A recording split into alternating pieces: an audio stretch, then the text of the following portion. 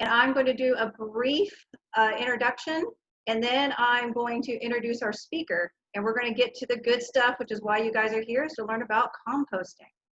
So I work for Dallas Environmental Quality and Sustainability, and we are partnering with the Dallas Seed Library, which is part of the public library system, for this series called Grow With Us.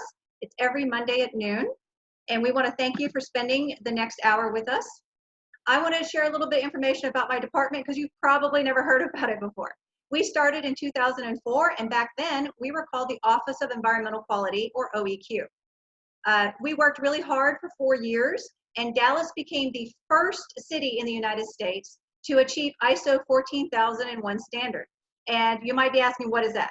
Well, that is a process where you look at all of your operations for the city. We did this across 14 different departments, all the way from the vehicles that we use to the paper that we buy, to see how we could operate in a way that had less environmental impact. And so it's a really big deal that Dallas was the first city to do this. It wasn't a city in California. It wasn't a city in Colorado. It was not Austin. It was Dallas. So Dallas is actually a lot greener than we think, and we know we can stay green. So let's fast forward 10 years to 2018, and a lot of things happened in my department. We actually doubled in size. We absorbed some other environmental operations, and we changed our name to reflect that. So now we're the Office of Environmental Quality and Sustainability. Also in that year, Mayor Eric Johnson created an Environment and Sustainability Subcommittee. So the City Council meets every Wednesday, and you can participate and listen into those meetings. And on Mondays at 9 o'clock in the morning, there's a special subcommittee focused just on the environment. If you ever listen to those meetings, you'll see a lot of my coworkers there. Also in 2018, because of this expansion of our department, we created a combined education and outreach and engagement team, which I am a proud member of. And if you have heard of my department, it's probably just because in May of this year, the City Council adopted the first ever comprehensive environmental and climate action plan. This is pretty significant because Dallas is one of the few inland cities that is actively tackling climate change. You'll see that in a lot of coastal cities, but not so much in a inland city. If you would like to see all 250 pages of the plan and what you can do to help with climate change, visit dallasclimateaction.com. Right. Oops.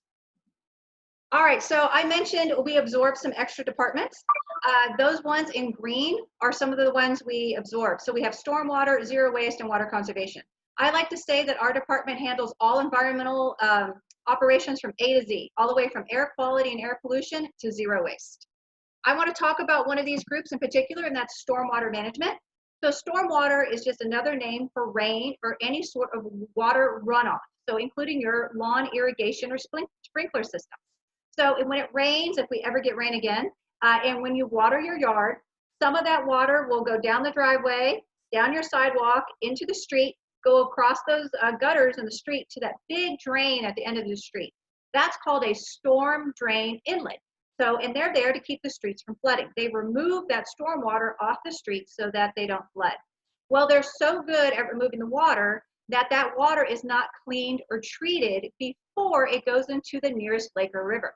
So that means if it picks up pollution, bacteria from pet waste that might be on somebody's yard, some motor oil that's on the driveway that dripped out of someone's car, all of those pollutants are actually captured by the irrigation water or the rainwater, and that's how it ends up into lakes like White Rock or even the Trinity River. So I just want everyone to know that and be mindful about what you do outside, because pollution at our homes, at our yards, and even in our neighborhoods does not stay there. It actually can be carried somewhere else. So I mentioned this outreach and engagement team that I'm a member of. What are we going to do? Well, we want to empower Dallas to save the earth. That's a pretty big order. How are we going to do that? By doing virtual presentations just like this one. And when we're allowed, we'll do in-person presentations. We can do HOA meetings, talk to local organizations and clubs. We have a lot of material for children, anywhere from K to college. We can create seminars. We have lots of hands-on activities. We can participate in your events, plus we also host some of our own events. August 4th is Clean Air Action Day. October, we're going to have the WaterWise Landscape Tour and the first ever Dallas Youth Climate Symposium. If you invite us to speak at any of your events or meetings, We're going to cover those A to Z environmental topics. For more information, please visit our website, greendallas.net. We have lots of green tips on there, a lot of information about what's going on in the city. If you ever want to reach me or any of my coworkers, please email greendallas@dallascityhall.com. And please follow us on social media. We are on Facebook @GreenDallasTX and on Twitter and Instagram @GreenDallas. And that's another great way to keep up with all of these classes that we have. So it is my pleasure to introduce Lauren Clark. She is the founder of Turn, a DFW-based environmental service. She is a certified Dallas County Master Gardener and composting specialist with Texas A&M AgriLife. And, if that wasn't enough, a United States Composting Council educated compost facility operator.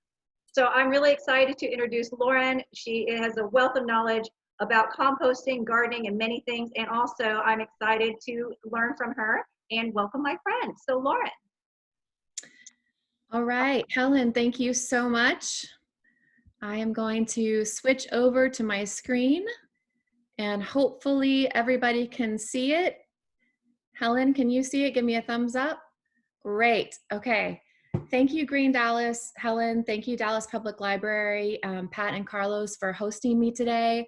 I hope this will be an informative session, an engaging session, fun, not too disgusting. We are going to be talking about composting, which is a passion of mine personally, and I also started a business doing it a couple of years ago. It's called Turn. So if you're interested in more information after this session, you can always email me, check out our website. My goal is to get people composting at home. And so the goal of this time is to give you a broad overview of both the science of composting and also different methodologies for how you can do it at home depending on what type of environment you live in. So with that, we're going to get started. I'm going to pause about halfway for some questions. If you have any questions, feel free to put them in the chat to Helen or to the entire group, and we'll pause in the middle and then also have a time for questions and answers at the end. All right. We are going to cover the basics: what, why, how is it made, when is it ready, how to apply it, and the different methods for composting, which is kind of the heart of the presentation. About me, as Helen said, I love gardening, I love cooking and composting, just kind of the whole food cycle, if you will. I live in East Dallas. I'm a Dallas native. I have 2 kids and 6 backyard chickens, actually, who are great composters for the food waste. Everything you'll see in this presentation, I have tried myself personally in my urban backyard in Dallas. And I've, had lots of successes and lots of failures. I've done a lot of trial and error. There's pretty much nothing you can't ask me. And if I don't know the answer to it, I will fully admit that, because I do not have a degree in soil science or agronomy. I'm just a passionate practitioner. All right, so with that, let's start with a simple definition. What is compost? Essentially, it is organic materials that have decomposed to create a stable soil product that feeds plants.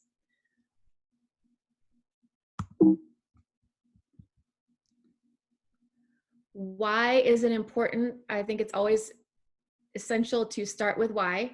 On our website, we have some links to USDA and EPA and the UN environment at this turncompost.com/why. But I like to break it down into 3 sort of different dimensions of why composting is important. First of all, it's great for our soil. Compost rebuilds our urban soil by improving soil structure, drainage, aeration, and moisture holding capacity. When you think about water as a resource, that's vitally important for us here in Texas and in Dallas. Compost provides nutrients, a broad set of nutrients, both macro and micronutrients that modify and stabilize soil pH. I like to differentiate the compost between fertilizer. Compost is not fertilizer, actually. Compost has a rainbow of nutrients, whereas fertilizer is usually meant to replace some missing links here and there that your plants need. We ended up buying, personally, a little story here. Before we bought our house, which is a 1975 house in East Dallas, unfortunately, we found out in an inspection that all of the pipes under our house had eroded, and we're not on pier and beam, we're on slab. So we had, our poor sellers had to basically completely pull out all of the pipes. We had to dig tunnels under our house. And it wasn't until I saw the soil under our house and around our house and the beds that was being pulled out that I realized that it was totally dead, you know, rock, caliche, sand. In our backyard was a little dying Yopon holly tree, a few shrubs, and some like really nasty grass. So that was a huge eye opener for me about the quality of our soil in an urban environment. And me being passionate about gardening, one of the first things I did was start to think, how can I rebuild this soil and make it something that we can grow plants on? Now, 6 years later, my backyard is entirely edible, got fruit trees, vegetable beds, and all that good stuff. So it's been a process, and I'm sure a lot of you can relate to if you go outside and look at what your soil looks like in your backyard. You might have the same concerns about it. All right, so compost is important for soil quality. Composting is important for our environment. You know, food is the single largest item in our waste stream in the United States, and really that's a metric that you'll see around the world. Composting reduces strain on our city's municipal landfill. Food waste in a landfill creates methane gas. And the UN Environment has said that if methane gas, which is a very bad greenhouse gas, were a country, it would be the third largest emitter of methane into our environment behind China and the US. We have a problem with food waste and yard waste. And I really believe in systemic behavioral change by consumers to turn the tide on this problem. So composting is great because it helps reduce strain on our environment. That's the second dimension. And if you're just a total pragmatist, you could make an argument, which is my third pillar here, about saving money by using composting. You know, us Texans, we love our grass, our perfect looking lawns. Compost does wonders for anything growing in your yard. You can apply it to anything.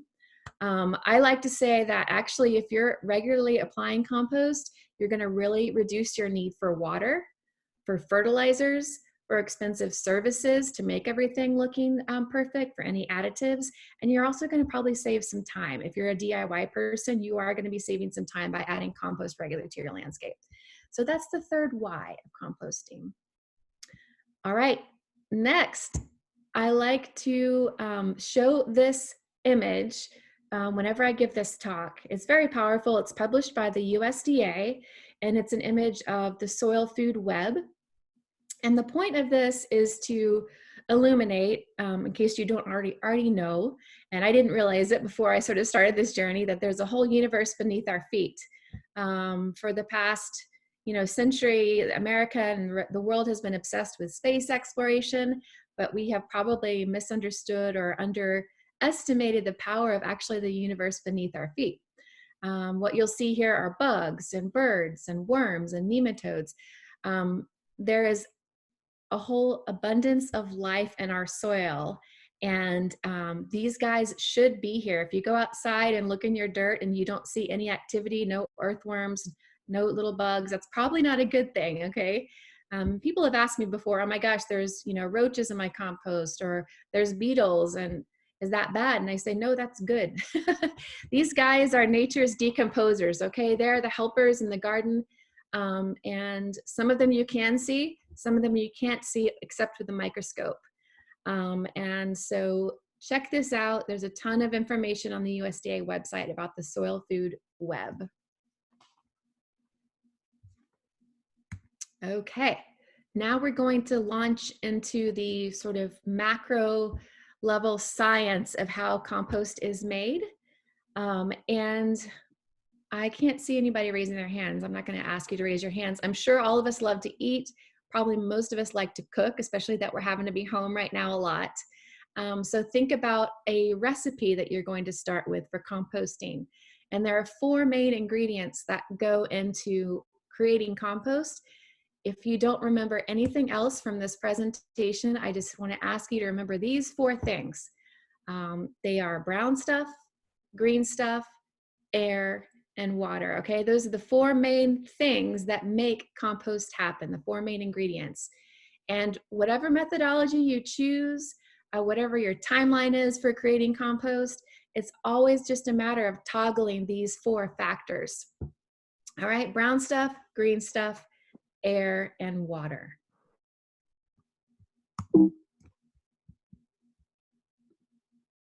Let's start with the brown stuff.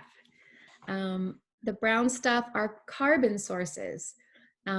We have an abundance of carbon sources in our yards, outside.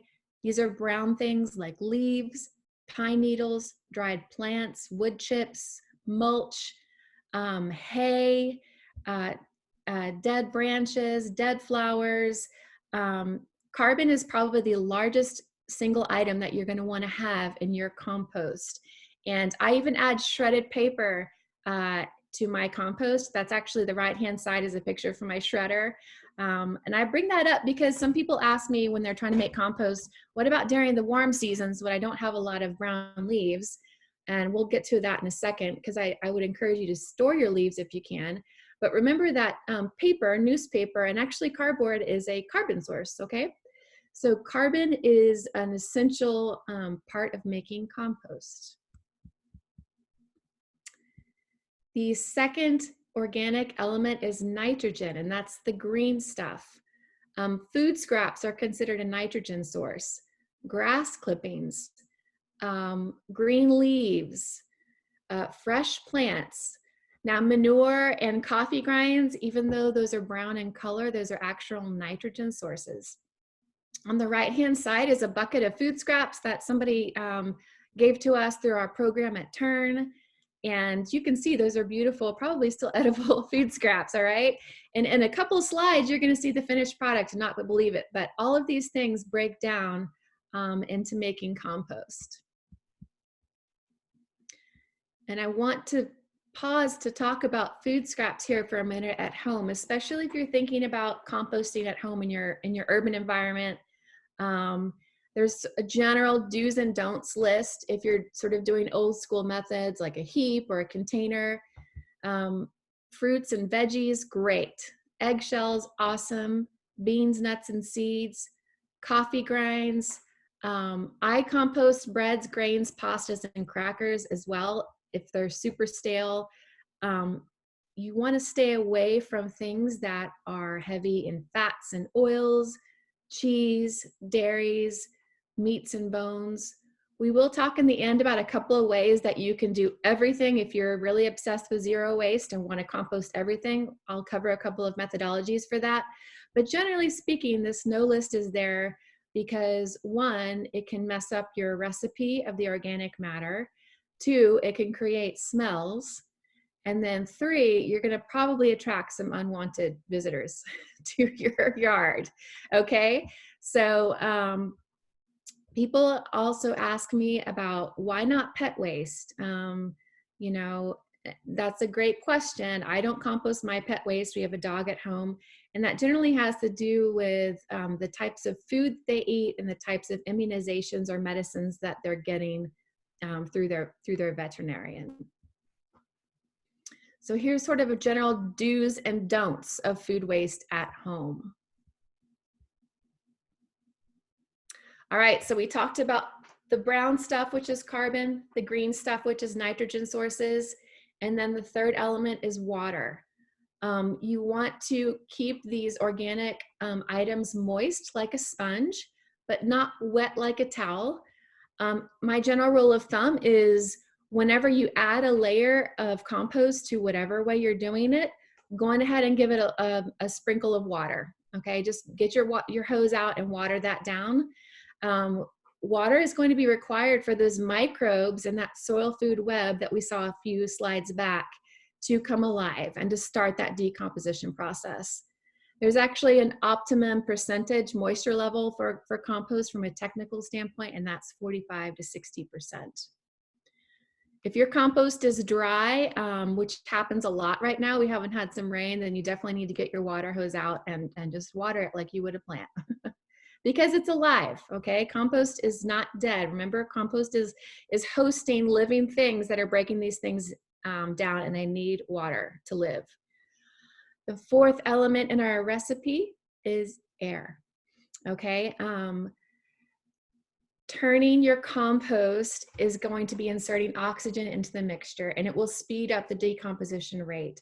So hypothetically, the more you turn your materials, the faster it's going to break down. Another interesting element here about air and making compost tapping faster is if your materials are smaller going into it, they're also going to break down faster. And that's because there's more surface area, right? For the oxygen to circle around these items. So if you are wanting to make compost in, you know, maybe 45 days instead of 60 days at home, and you have a lot of time on your hands, which a lot of us do right now, if you can chop up those veggies before you throw them in your pile, or you have a leaf shredder for shredding the leaves, that's going to make the compost happen faster. The other important thing for keeping well oxygenated composting is that it does reduce the odors. All right, so just to recap, we talked about carbon sources, the brown things, green things are nitrogen sources, water, and air. Those are the four main ingredients in our recipe. All right, now, for those bakers out there who are, you like baking at home and you're really exacting with quantities, this is a good slide for you. When you're wanting to make a space for composting at home, there is an aspect of size and mass that you would want to start with. Something 3 feet tall or 3 feet in diameter is general rule of thumb. Some people will say 4 feet, 3 feet. Basically, it's enough space and enough mass of materials to start the heating process and the cooking going. And then again, you want to water after every layer. If you can mix them up, great. I will show you different ways that you can do it, where I personally just let it sit there and I don't mix it up, like a lazy method, or you can also just try to mix it up if you want to. The most important thing to think about here in terms of quantity and quality is the ratio of carbon to nitrogen. There is an optimal ratio of C to N, and that's 30:1. And you'll see on the right-hand side this chart of what happens at temperatures ranges when you have that optimal ratio. People ask me sometimes, do I need to measure out how much brown stuff I'm putting into my green stuff? And I'm a pragmatist, so I tell people, don't worry about it. General rule of thumb, remember to put as much carbon in there as you can. And that's often a mistake that people make in their composting outside, is they don't have enough brown stuff, or they don't add enough brown stuff. And that's why I encourage everybody to save your leaves. It drives me crazy to see people bragging their leaves at home and putting them out on the curb, because those are things that you really are going to want to use throughout the year for your compost pile. And my neighbors are known that, you know, at my household, if you put out a bale of hay for Halloween after you've decorated your front porch, it's going to be going to my side yard for my compost. So I'm one of those people that I stockpile my carbon, my leaves and hay and chips, anything that I can have to use around me. All right, so just remember, as much carbon as you can. All right, we're going to talk quickly about temperature. There is some important numbers here if you really want to get scientific about it.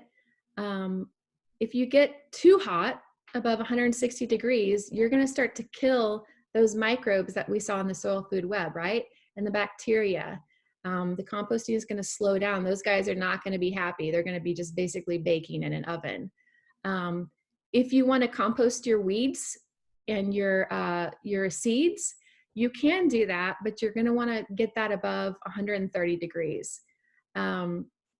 Generally speaking, the higher the temperatures, the faster the compost will happen. You're more than welcome to buy a thermometer if you want from a local nursery or garden store to measure the temperature of your compost, and log it and record it. It's not necessary though. I personally don't do that at home. For my business, for Turn, we actually do measure the temperatures and watch that very carefully. All right, when is compost ready? You can go the scientific way to order soil tests and maturity tests. I like to tell homeowners and people who are new to this or just getting used to it to use your 5 senses, okay? It should be dark brown in color, much like regular soil. Should have a good earthy smell, should have a loose, crumbly texture. It will likely have shrunk to 1/3 of its original volume. The timing of all of this depends again on those 4 factors: the brown, green, water, and air, and how much love you want to keep going on your compost. You can get a lab test. We test our compost through the Texas A&M soil testing laboratory and through a couple of national labs. But if you're at home, generally speaking, I don't think you would need to worry about that.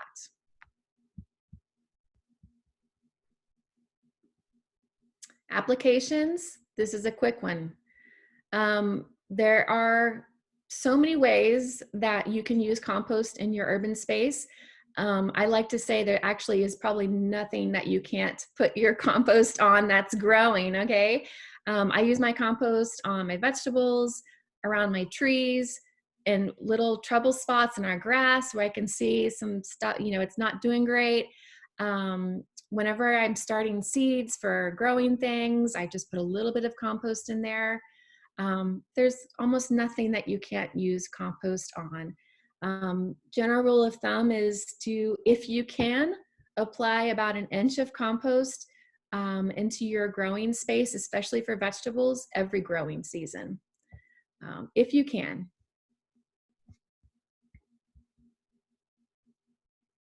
The last thing I want to say on this, if you're going to put compost on your sod or on your turf, your grass, you don't want to do it when the temperatures are really extreme, like right now when we're in the hundreds. Also, you don't want to put too much on there because you don't want to create thatching in the grass and things get really clogged up. You're going to want to aerate it if you can. If your kids have soccer cleats, have them run around on the grass, okay, before you put that compost in. All right, I'm going to pause here because this is kind of the halfway point, and where we're ending our little science overview section. Are there any questions? All right, we do have a couple of questions. So one person was wondering about chicken waste. Can that be added to your compost? Could you use that directly in your garden? What's the best way to handle that? That's a great question. And there are different types of animal manure that can be used in compost. I have chickens at home and it's great. I love putting the manure back into the compost. It's straight up nitrogen source. So yes, the simple answer is yes. I know what my chickens are eating, which are usually my food scraps. And then I also have to give them organic feed. There's actually, if you really want to nerd out on the different strengths of different compost, different animals have, I guess there's a range of desirability. Like chickens and rabbits make great manure for compost. We have a community composting space down on Deep Ellum, and we actually get a lot of farmers wanting to donate their horse manure to us, which ideally would be great, except we always have to ask them, well, what have the horses been eating? Have they been grazing on organic pastures or have they been grazing on treated materials? So that's really the question whenever you're talking about putting animal manure into your compost. All right, so you brought up a community composting operation in Deep Ellum. That's actually a lot of questions we're having right now. Some people, maybe they're living in multifamily housing, they're afraid they don't have enough space, or they want to know about composting citywide. So could you speak a little bit more actually about Turn itself? Sure. Yeah, I started Turn because I realized that a lot of us want to do the right thing for the environment. A lot of us may be passionate about composting, but we either don't have the means to do it, or we don't have the desire to deal with the yuck factor and the work to it. So My Business Turn essentially is a subscription service for the environment. So we take your food waste and your yard waste, and then we turn it into compost. And one of the places we do that is down at a community farm in Deep Ellum. I don't know about the citywide question. There, I can answer that. So go ahead. cool. Yeah, so basically that's what My Business does. The next part of this presentation, though, I'm going to go step by step to different methods where it can be possible to do it in an apartment using things like worms. So I do want to highlight some different ways that you can do it based on your environment.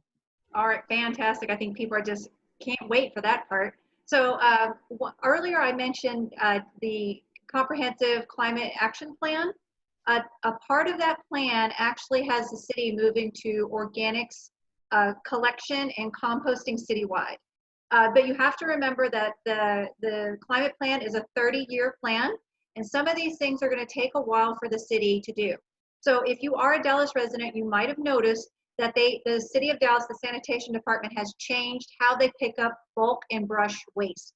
So they have changed the amount that you can put out, and also they're asking you to start separating it. So like in the past, your tree limbs and your old furniture were out on the curb together. Well, you can't compost furniture, but you can compost the tree limbs. So now we're moving to a system to separate those so we can collect tree limbs and large objects like that can be composted separate from what's going to go to the landfill. So we are moving in that direction, but we're not going to get there in the next year or maybe in the next 2 years. So the service that Lauren provides and also what she's going to teach you is a great way to start composting now. And like she said, Turn actually offers a subscription compost service. So we have a couple more questions before you head out. Is there a way to tell if your carbon to nitro ratio is off? Like what would be the signs and how would you fix it? Ooh, that's a good question. It's a really good question. Yeah. You know, a soil test would tell you your CN ratio. So that would be the ultimate scientific way. If you're a person who's just a layperson wanting to try it at home, you're going to have to think about the readiness and how long it's taking your compost to basically produce. General rule of thumb is, 3 to 6 months for finished compost. And if the stuff isn't breaking down, if you still see large chunks of your veggies in there, something's not right. Whether or not it's the C to N ratio or it's, a water factor or something like that, you'll have to just trial and error it, to be honest. It's really difficult to put too much carbon into your pile. I would say it's impossible. So you could put so many leaves in there and it would still be great. So Okay. Don't worry about not putting enough carbon in there.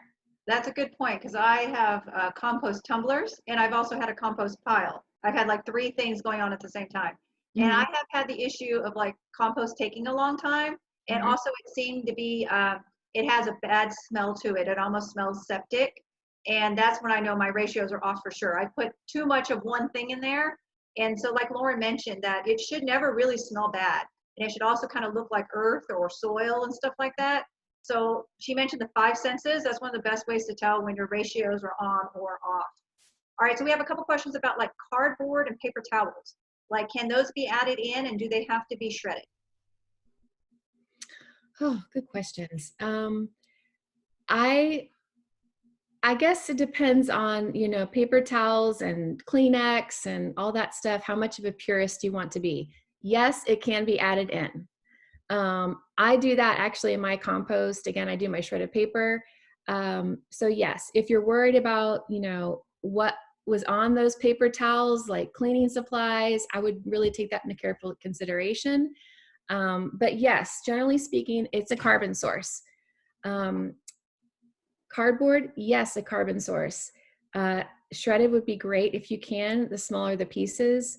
Don't put cardboard in there that has plastic on it and lots of ink, I would say, if you can. I actually compost my paper bags from shopping grocery shopping, I always ask for paper bags because I rip that up and put it in my compost.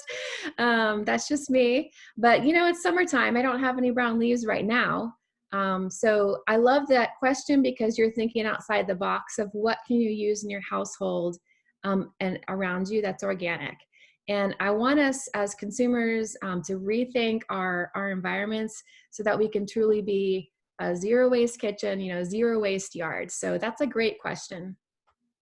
Absolutely. So I want to encourage everyone to keep your questions and comments coming in. And at the end, we had this one comment about the CCAP plan. I agree. Again, they tell you, my entire department wanted that plan passed years ago. Sometimes it just takes time for consensus to be built.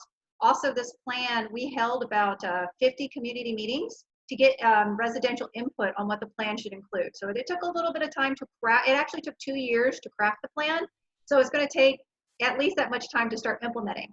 And but one of the sections of the actually in every section of the CCAP, there are parts that you can do. So residents and people who live, work, visit Dallas, things that you can do to help, such as backyard composting. Because if we can get, there's like over 1 million people that live in Dallas. And if we can get half of you to start your own compost, that will help things out tremendously. You know, that's more than what probably the city will end up doing. Because when people are starting to give us their organics, it could be contaminated. We're not going to be able to use it. If someone puts something in there like a dirty diaper or something like that, you know, we're not going to be able to use that. But when you compost at home, you know, you're going to be able to take advantage of that compost for your own gardening. You're going to be able to reduce your waste. Maybe you're going to get a smaller bin for your trash. So there's all those things. So don't forget about the benefit, the benefit to yourself for composting. And hey, I'm 100% behind you that I think the CCAP should have started, you know, 2 years ago. And we're going to be doing as much as we can, as quick as we can. So thank you for your support on that. All right, Lauren, let's keep on going. We're so excited. Okay. All right, so now we're getting into methodologies. And I just want to say here, I'm going to go through, this is where kind of the rubber hits the road with different ways you can do things at home. Determining which method you choose is totally based on your environment, your desire, to do the work, and you know, maybe the time on your hands. There's no right or wrong answer. You have to decide what's best for you. I've tried all of these ways myself personally, and there are pluses and minuses to every one. So here we go. This seems so basic and intuitive, but there is a strategy that's called walkway composting, okay? And that is basically putting organic matter like leaves and branches in areas that you commonly walk in, and then over time the walking will break them down. You can add more organic matter. By the end of your gardening season, these things will have had more surface area on them and broken down, that they're ready to be put back in your garden. I do this in my side yard because it's a path that I take to go feed our chickens, and I just keep a bunch of leaves dumped there. And then every winter, when I'm getting ready for my spring breads, I just scoop all that stuff up my wheelbarrow and put it back in my garden. Think about the florist floor, right? You don't see the National Park Service importing compost to the florist because nature does it by herself. So this is walkway composting. All right, sheet composting.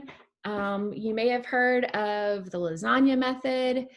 This is sort of along those lines. The idea here is that you're just continually adding organic layers of items to your garden or your landscaping beds. We need to change our thinking about leaves and branches as waste. They are not trash, they are resources. I'm so thrilled that the city is going to start requiring separation of those things for bulk and brush. It makes me so happy. Time is going to break these things down, okay? This is actually a photo of one of the vegetable beds in my backyard. You can see leaves there. I didn't shred them yet. Those are some branches from a peach tree that we pruned. There's some dead flower, a little dead flower arrangement in there. We had a lot of rain this winter. It broke down beautifully, okay? And it's wintertime, right? So I personally, it's my backyard. I don't really care what it looks like because I know that that organic stuff is going to create a good layer to the soil. And this is what it looks like, you know, in the spring and the summertime, right? Nobody's worrying at this point about those leaves and those branches and what it looks like. The point is you did the good work of substance. All right, so that's sheet composting. This may be the most simplistic method. It's called building a compost pocket. And you literally dig a hole, okay, and bury your vegetative scraps. All you're doing is adding another organic layer to your soil, and you're going to be attracting beneficial microbes and those good guys to the space. I've done this a few times in my backyard because we have a couple of fruit trees. So I've experimented with just digging a hole and burying it.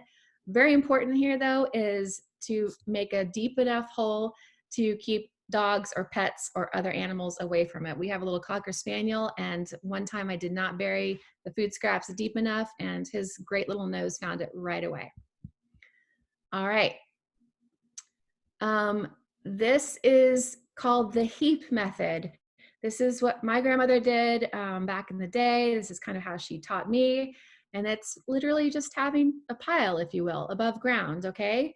On the left-hand side, you'll see some slow static piles. This is at our community composting facility in Deep Ellum.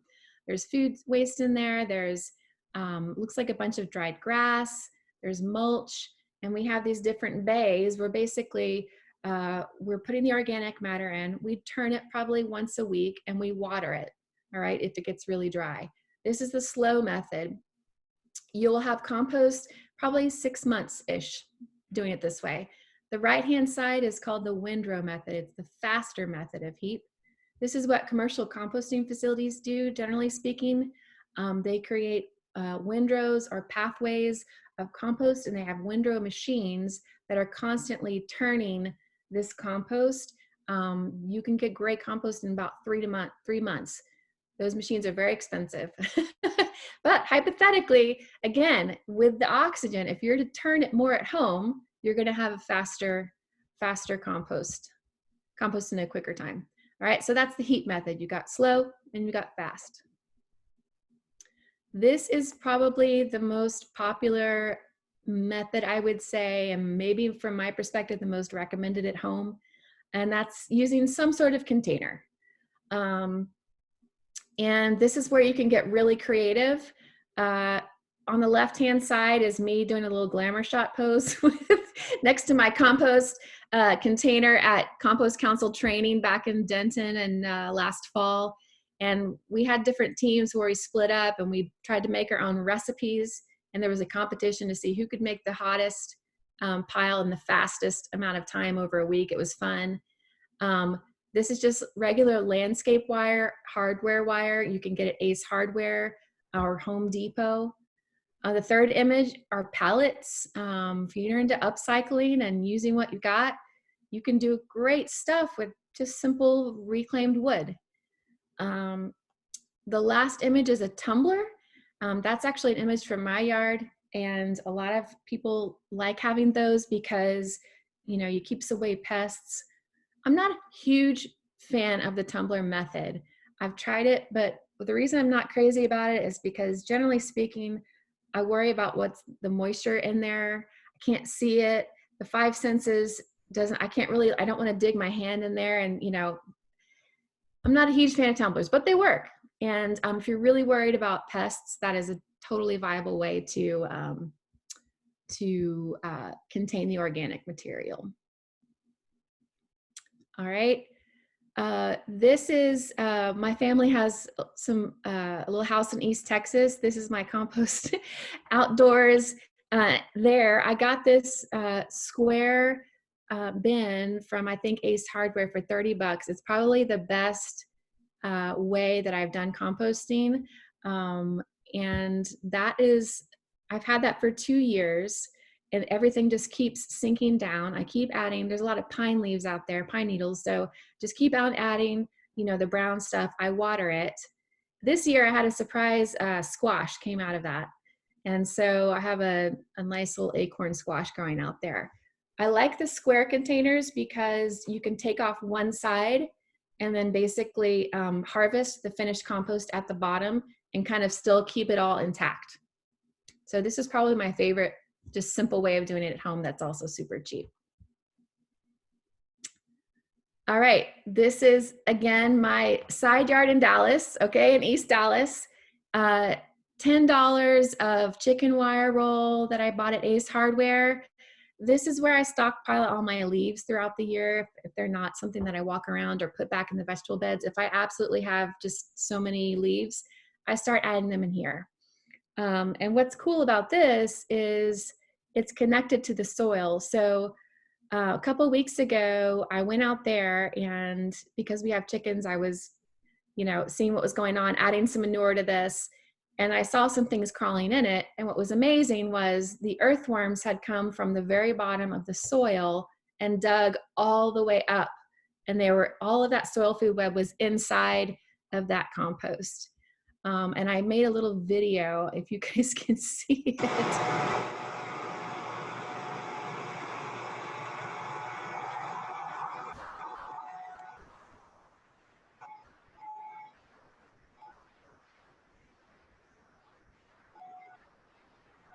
Yeah. So very simple, cheap, easy. I never turn this. I just let it sit, and then I water it occasionally, and it just keeps going down. It just keeps going down. And I cannot wait. Soon I'm going to break it open and pop a bottle of champagne. I'm going to put that stuff back in my garden. It's going to be awesome. I know it. All right. Oogle culture method. This is a centuries old method of using wood that will decay and release moisture and nutrients, and you can build a growing space using that wood. The left-hand side kind of shows the general construct of the larger items at the bottom, smaller items gradually on top. The middle picture is some vegetable beds using oogle culture. And the right-hand picture is actually an oogle bed that I made. That was in process, and I used my couple of Christmas trees. We had a big storm. I used limbs from that. I stacked leaves, compost on the top, boom. Now I have asparagus growing on there and blackberries, and it's basically created a growing space. Vermicomposting is great for people with apartments or small spaces or condos where you don't have outdoor space. This idea is to use worms to eat your food scraps and your organic material. Their poop, or their castings creates this amazing soil amendment that is extremely beneficial for your plants. You can do an elaborate way of worm composting with a layered system. You can order it, on Amazon for 80 or 100 bucks, which is what the right-hand picture is. Or you can just get a simple Rubbermaid bin and start with a very simple, cost-effective method. What's important is that you use the right kind of worms, which one of them is red wigglers. We have a wonderful local resource called Texas Worm Ranch, and that's their website. And Heather Rinaldi is the founder of that organization. She is an amazing expert on vermicomposting.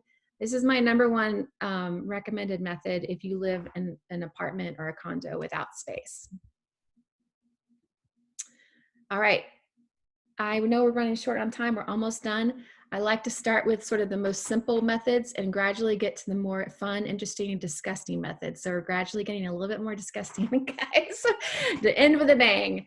All right, bokashi is another methodology that you can use. If you're interested in composting everything at home, like I need to compost my, meat, dairy, pizza, leftover Mexican, whatever, you can order bokashi bran, and that is a way that chemically breaks down your food waste in 2 weeks, such that you can bring it back and put that material back in your soil. It's pretty spectacular. It's anaerobic, which means it doesn't require oxygen. I've done this at home as well with 5-gallon bucket, ordered the bokashi bran online. Downside is it smells absolutely horrible. So just be aware, each of these methods has pluses and minuses, but if you really want to be totally zero waste, this is a great way to compost all of your food scraps. All right, this is the grand finale, and that is black soldier fly larvae.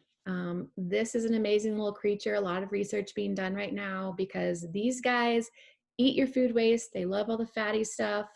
and they pupate, and then when they reproduce, they become a food source for animals. So this is actually an image of my BSF bin in my side yard because I have chickens. Okay, so I compost my meats in here, and then my chickens also have a great food source. So it's circle of life and circular economy all at once happening. And so if you're into chickens and you have it at home, this is great. This is great for them. But that is actually the last methodology. I'm going to stop right there with final thoughts. If you've never done this before, don't worry about perfection. Just get started. You are going to learn as you go. You'll adjust your techniques. You'll figure it out by doing. There's so many great resources out there. Please be creative. Think about everything around you as a resource, not waste. Look at those dead flowers and don't think about throwing them in the trash. Think about putting them in, starting your compost bin, okay? Use everything around you. There's a lot of great resources out there. If you have any questions, you can email me directly. Check out our website. And thank you so much. I'm going to stop right there. Helen. Okay, so of course we have another fury of questions because of all the great information you presented. So I'm glad you touched on the soldier flies because we had some questions about like composting bones and meat. And I know, I haven't tried soldier flies myself, but I know people who have, and they swear by it.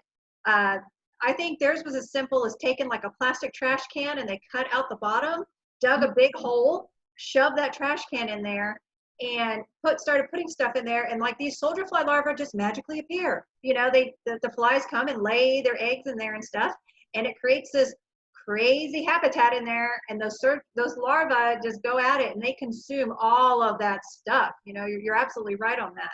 And then the bokashi, that's fascinating because it's ancient also, and it comes from Japan. We actually had in our series last month, we had a person talk about bokashi compost. And it does take a little bit to get it set up. You have those 5-gallon buckets. You can use the bran, and there's also a liquid you can use. And you can set that up. You can even do it inside your home, and use that as another way to compost everything, like you said, your meat scraps, your vegetable scraps, everything. And then the vermicomposting, great way for people who are in multifamily housing to compost. I have outdoor composting, and I have vermicomposting also. And Texas Worm Ranch, like you said, great resource. If you go to their website, they actually have how-to videos on their website that you can watch for free. And if they're not on the website, they're on their Facebook page.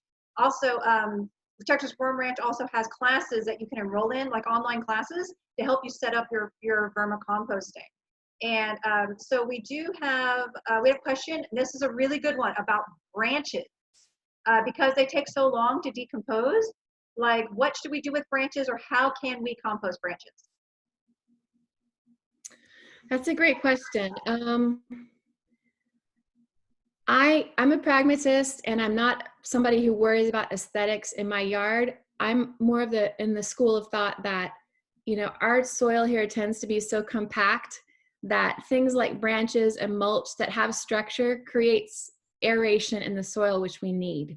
So I let those rot. Now, if you really want to, I actually think, Helen, this would be a city of Dallas idea, is to have like a different neighborhood spot, get like chipper shredders. Oh, yeah. It drives me crazy to see after a storm, like large branches. And I'm like, oh my gosh, that's great mulch. So we actually, a couple of weeks ago, did rent a chipper shredder for like 3 hours from Home Depot. And because we did have some that were too big to break down for a reasonable amount of time. So we shredded those ourselves. But the basic answer is, yes, it's a resource. Don't throw it away. I guess it depends on the size and what you're really concerned about for your space. All right. So we have one person who has a lot of carbon in branches, twigs, and leaves, but they never seem to break down in her compost pile. Do you have maybe some sort of tip you can share with her? I guess I would wonder what methodology she's using. Is it a heap pile, or is it in her bed, or? Let's see. Hopefully she'll respond to that. Okay, Mhm. so while we're waiting for her to give us a little bit more details, do Mhm. you think if you use the pocket compost method and dig your hole deep enough that you could actually compost either pet waste or meat and bone? I think you could I would answer that by saying, yes, you can. If it were me, I wouldn't do that on my vegetables. If it's for my hydrangeas or, an ornamental plant that's not feeding my family, I wouldn't worry about it. It depends on what you're growing, and what the use is. Yeah, I do agree with that. So I have actually seen, okay, so one thing about pet waste, you actually can bury, I'm sorry, you can bury it. So you can dig like little holes in your yard and like kind of push the pet waste into the hole, right? And cover it. And Mhm. so I had a friend, that's what he did. So he would start in one corner of his yard and basically just dig a little hole, push the pet waste in, and just keep on going. So he just had this like S pattern, right? That this the serpentine pattern throughout his yard. And then, at the end of the year, he'd start over at the beginning. All right, and that's how he composted his pet waste. Mhm. But then there is, you can actually like dig a really deep hole and get a trash can, put it over there, and get some sort of starter and put your pet waste in there. But it's not recommended to use that on anything, like you said. It's just kind of like this little doggy latrine, that the stuff goes in there and it disappears. So the person who had the question about the branches and the leaves, she says she's doing, she has a pile above the ground. Okay, if that's the case, then I would recommend, if you can, to bury it a little bit, with some soil, or cover it with something, maybe inoculate it with some compost. And that's another thing that we didn't really talk about, but sometimes you need to get the decomposition process started either through the right combination of ingredients or through something like molasses or compost from an existing pile to basically put those beneficial microbes in there and start breaking things down. If it's above ground, I would think that it's going to be quite dry. So I would think about submerging it or covering it with other things that are going to help that decomposition process to happen. Oh, Those that's a are good tip my too. ideas. Yeah, that's a good one. All right. So, are there any acidic foods that we should avoid composting? Um, I If you're just doing like the old school like heap method or container method, no. I What I've heard from Heather at Texas Worm Ranch and Black Soldier Larvae is, in moderation, certain foods should not be put in too much quantity. You wouldn't want to put like a whole bag of orange peels inside your worm bin, for instance. They're not going to be happy with that. Generally speaking, though, acidic food in the old school ways of composting, totally fine. All right. It will take a little while to get those orange peels. Speaking from maybe some experience about putting like half an orange in there, that takes time to break that down. All Mhm. right. So, I actually wanted to mention to everybody that if you are a City of Dallas resident, and maybe you're not able to compost as soon as you want, or you have so much stuff you can't compost everything. And also to think about like if you do have like that leftover Mexican food or something like that, or things that even you don't want to compost because maybe they're mixed, like meat, like pastas that have meat in them, things like that. Um, at the City of Dallas landfill, the McComas landfill, we actually harvest the methane gas from the landfill and it's turned into electricity. So don't feel devastated that you had to throw something away in your trash, because eventually that will be turned into methane, that will be captured, and it is sold as an energy source. Of course, we want to encourage everyone to compost who can, so that you can use that nutrient in your yard and make your landscape just, as fertile as possible. Um, and then I'm glad you talked about your acorn squash, because sometimes I see questions about like, I had some tomatoes start growing out of my compost. Are they safe to eat? So the answer is positively yes, right? You can eat the stuff that grows out of your compost. I had some tomatoes. I even had cantaloupe come out of mine. First time I ever grew cantaloupe was in my compost pile. And I'll tell you what, that walking compost, the walkway compost, blew my mind. Absolutely blew my mind. I'm so going to do that now. I cannot wait to get started on that. All right, so let me see if we have any last questions. Um, we had tons of thank yous and great information and positive feedback. And so we want to thank everybody for spending your hour with us. We are 1 minute over. Remember, every Monday at noon we have a program. and you can register at the library market. Hopefully that's how you registered for this class. And also remember, in a day or two, you will receive an email from the library that will have the recording for this presentation, plus a few additional resources we're going to add in there about just some general compost tips and how to get started and everything like that. So on behalf of the City of Dallas, on the Dallas Public Library, and also with Lauren Clark from Turn, thank you so much for participating with us, and have a wonderful day.